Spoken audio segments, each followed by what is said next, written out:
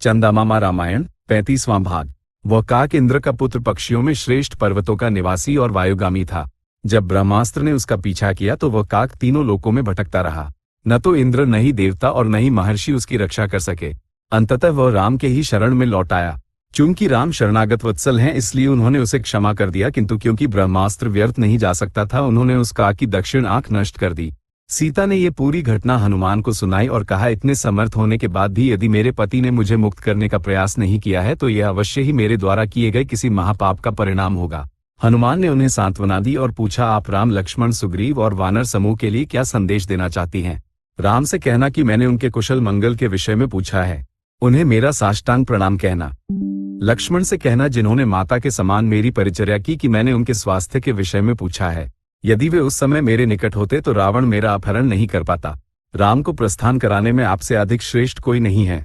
अपने वस्त्र में बंधी चूड़ामणि निकालकर उन्होंने हनुमान को दी और कहा, मेरी माता ने मेरे विवाह के समय यह मुझे दी थी और राजा दशरथ भी तब वहां उपस्थित थे। इसे देखते ही राम को मेरी माता, अपने पिता और मेरी स्मृति हो आएगी। हनुमान अब अपने सामान्य रूप में आ चुके थे। चूड़ामणि लेकर उन्होंने पाया कि इसे अपनी भुजा पर धारण करना असंभव है, इसलिए उन्होंने इसे अपनी अंगुली पर पहन लिया। सीता को धैर्य बंधाने के बाद हनुमान ने उनसे विदा ली। उन्होंने जाने से पहले रावण से सीधे निपटने का निर्णय लिया। उन्हें यह उचित नहीं लगा कि इतनी कठिनाई से लंका आकर केवल सीता के दर्शन करके ही लौट जाएं। उन्हें लगा कि यदि वे राक्षसों के पराक्रम और युद्ध में उनके तथा वानरों के बीच के अंतर को देख सके तो वे सुग्रीव की आज्ञा का सही ढंग से पालन करेंगे। साथ ही रावण को भी वानर वीरता का ज्ञान हो जाएगा। ये सोचते हुए कि रावण को उकसाने के लिए अशोक वाटिका को नष्ट करने से श्रेष्ठ कोई और मार्ग नहीं है, जो नंदन वन के समान थी, हनुमान ने अपनी पूरी शक्ति से अशोक वाटिका के वृक्षों को उखाड़ना प्रारंभ कर दिया। उन्होंने क्रीड़ा सरोवरों को नष्ट कर दिया। उन्होंने मनोरंजन पर्वतों को ढहा दिया। पूरी अशोक वाटिका विनाश का दृश्य बन गई। वृक्षों पर स्थित सभी पक्षी भय से चिल्लाने लगे। लताएं टूटकर कुम्हला गईं। सभी भवन ढह गए। हनुमान द्वार पर खड़े हो गए, चाहे कितने भी राक्षस आएं युद्ध के लिए तत्पर। हनुमान द्वारा किए गए विनाश के कारण सभी राक्षसियां बाहर दौड़ पड़ी और उन्हें देखा। ये जानकर कि वे देख रही हैं, हनुमान ने अपने पहले से ही विशाल शरीर को और भी विस्तृत कर लिया। उन्होंने सीता से पूछा, ये कौन है? वह कहाँ से आया है? उसे किसने भेजा है? उसने आपसे क्या वार्ता की? सीता ने उत्तर दिया, मैं कैसे जान सकती हूँ कि वह कौन है? केवल आप राक्षस ही अपनी राक्षसी माया को जान सकते हैं। उसे देखकर मुझे भी भय लग रहा है। आप ही मुझे बताएं कि वह कौन है। सीता के ऐसा कहने पर राक्षसियां भयभीत हो गईं, जबकि कुछ सीता की रक्षा के लिए वहीं रुकी शेष रावण को सूचित करने के लिए दौड़ी। उन्होंने रावण से कहा, एक भयानक शरीर और असीमित शक्ति वाला कोई वानर आया और उसने सीता से कुछ वार्ता की। वह अब अशोक वाटिका में है। जब पूछा गया कि वह कौन है तो सीता नहीं बताती। हम नहीं जानते कि उसे किसने भेजा है, किंतु उस वानर ने पूरी वाटिका को नष्ट कर दिया है। उसने एक भी स्थान नहीं छोड़ा है। उसने केवल उस वृक्ष को नहीं तोड़ा जिसके नीचे सीता बैठती हैं। सीता एक शिंशपा वृक्ष के नीचे गई और उसने उसे भी नहीं तोड़ा। चूंकि उसने अशोक वाटिका को नष्ट किया और आपके द्वारा लाई गई सीता से वार्ता की, इसलिए वो दोनों ही कारणों से मृत्युदंड का पात्र है। इन वचनों को सुनकर रावण अत्यंत क्रोधित हो गया और उसने अपने समान ही शक्तिशाली 80 सहस्र किंकर नामक राक्षसों को हनुमान को पकड़ने की आज्ञा दी। वे विभिन्न शस्त्रों के साथ निकल पड़े और अशोक वाटिका के द्वार पर हनुमान की ओर झपटे। जैसे ही उन्होंने उन्हें घेरा, हनुमान ने अपनी पूंछ भूमि पर पटकी और जोर से गर्जना की। उस ध्वनि से पूरी लंका गूंज उठी। राम और लक्ष्मण की विजय हो। वानरों के राजा सुग्रीव की विजय हो। मैं राम का दास हूँ, मेरा नाम हनुमान है। मैं शत्रुओं का संहारक हूँ। युद्ध में सहस्र रावण भी मेरा सामना नहीं कर सकते। इन सभी राक्षसों के देखते देखते मैं इस लंका नगरी को नष्ट कर दूंगा, सीता को नमन करूंगा और राम के पास लौट जाऊंगा। हनुमान ऊंचे स्वर में चिल्लाए। हनुमान को पर्वत के समान विशाल देखकर और उनकी गर्जना सुनकर राक्षस भयभीत हो गए। फिर भी चूंकि राजा की आज्ञा का पालन करना आवश्यक था, राक्षसों ने उन पर अपने शस्त्रों का प्रयोग किया। हनुमान ने द्वार पर स्थित एक बड़ी लौह दंड उठा ली और उससे प्रहार करके राक्षसों को मार डाला। इस प्रकार किंकर नामक राक्षसों को समाप्त करने के बाद और युद्ध की इच्छा अभी भी शांत न होने पर हनुमान द्वार पर ही प्रतीक्षा करने लगे। इस बीच कुछ राक्षस जो बच निकले थे, उन्होंने रावण के पास जाकर बताया कि सभी किंकर हनुमान के हाथों मारे गए। रावण ने क्रोध में प्रहस्त के पुत्र जम्बुमलि को, जो एक महान वीर था और युद्ध में कभी पराजय नहीं जानता था, हनुमान से युद्ध करने की आज्ञा दी। किंकरों को मारने के बाद वहां खड़े हनुमान को अशोक वाटिका में एक चैत्य के समान भवन का स्मरण आया। उन्होंने अभी तक उसे नष्ट नहीं किया था। उस कार्य को करने के लिए उन्होंने एक ही छलांग में उस चैत्य प्रासाद पर छलांग लगा दी।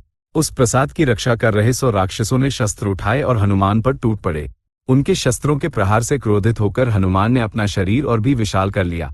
उन्होंने एक ही झटके में उस प्रसाद का एक स्तंभ उखाड़ लिया और उसे घुमाने लगे, जिससे अग्नि उत्पन्न हुई और पूरा चैत्य प्रासाद जलकर भस्म हो गया।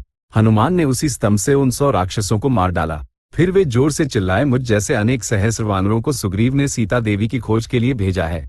सुग्रीव लक्षों और कोटियों वानरों के साथ यहाँ आएंगे।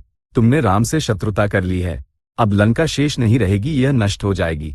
तुम नहीं रहोगे, तुम मर जाओगे। रावण भी शेष नहीं रहेगा।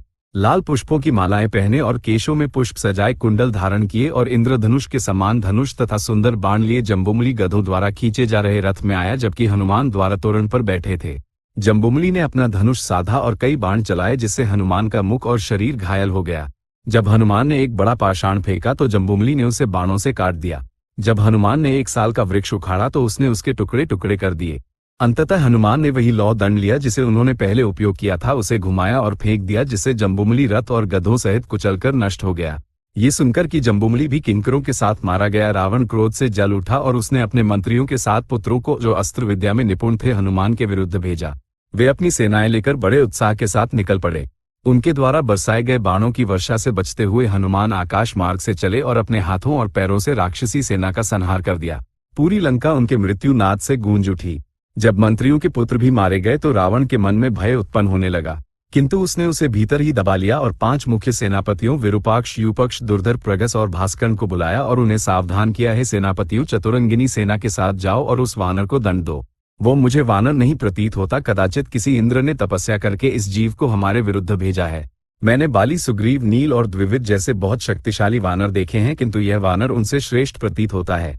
यह वानर के रूप में कोई अन्य जीव है। तुम किसी भी प्रकार उसे पकड़ने का प्रयास करो। युद्ध के समय तनिक भी असावधान मत होना। वे 5 निकल पड़े। अशोक वाटिका के द्वार पर पहुंचे हनुमान को देखा, उन्हें चारों ओर से घेर लिया और युद्ध प्रारंभ कर दिया। दुर्धर ने हनुमान के मस्तक पर 5 बाण मारे। हनुमान ने एक प्रचंड गर्जना की और आकाश में उछल गए। वहां से वे अत्यंत वेग से सीधे दुर्धर पर झपटे और उसी क्षण रथ, उसमें जुते 8 अश्व और उसमें स्थित दुर्धर नष्ट हो गए। दुर्धर की मृत्यु होने पर विरूपाक्ष और यूपक्ष क्रोधित हो गए, आकाश में उछले और हनुमान की छाती पर मुद्गरों से प्रहार किया। हनुमान ने एक अर्जुन का वृक्ष उखाड़ लिया और उससे उन दोनों को मार डाला। 3 के मारे जाने पर शेष 2 ने एक खड्गर और एक त्रिशूल लिया और हनुमान पर टूट पड़े, उन्हें घायल कर दिया। हनुमान ने एक पर्वत शिखर को उसके वृक्षों सहित उखाड़ लिया, उसे उठाया और प्रगस तथा भास्करण पर प्रहार किया, जिससे वे भी मारे गए। इस प्रकार 5 योद्धाओं को मारकर हनुमान ने उनकी सेनाओं का सरलता से अंत कर दिया।